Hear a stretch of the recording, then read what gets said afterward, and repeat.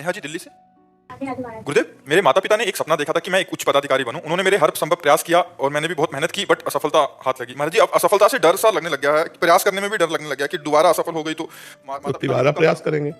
हमको प्रयासरत रहना है। हमारा पूर्व का प्रारब्ध जो है ना, जैसे हमको दुख देना है प्रारब्ध को, तो अब हम अगर सफल हो जाएंगे तो दुख कैसे मिलेगा? तो असफल करेगा ना, तो कई बार असफल करेगा, कितनी बार प्रारब्ध अटैक करेगा। हम हर बार प्रयास करते हो प्रारब्ध को असफल करने के लिए नाम जप करो। नाम जप करते हो साथ में, अधिक से अधिक संख्या में नाम जप करो। तो जो प्रारब्ध आपको असफल करना चाहता है, आप उस प्रारब्ध को असफल कर दीजिए और आप सफलता प्राप्त कीजिए।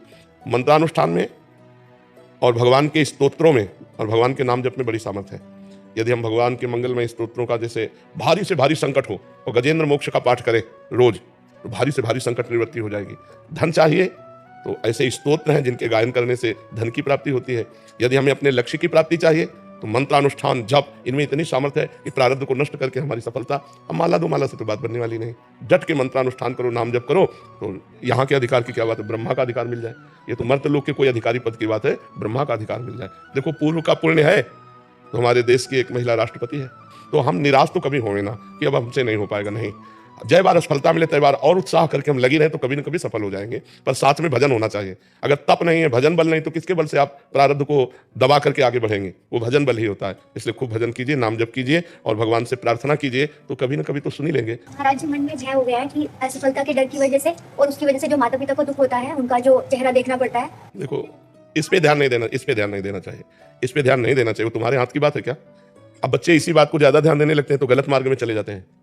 ना हम माता पिता के दुख को देखेंगे, ना स्वयं दुखी होंगे। ऐसे बच्चे तो गलत कदम उठा लेते हैं।